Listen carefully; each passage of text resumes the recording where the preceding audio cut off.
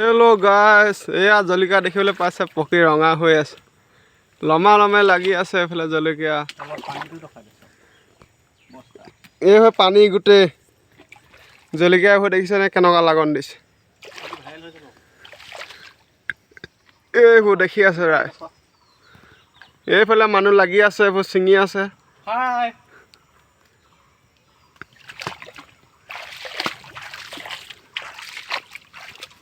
এইবোৰ গোটেই যেনি তেনি পকি আছে ৰঙা হৈ হৈ। এইবাৰ খেতিটো ভালেই হৈছে বাৰু, খালি দামটোহে অলপ কমি গ'ল।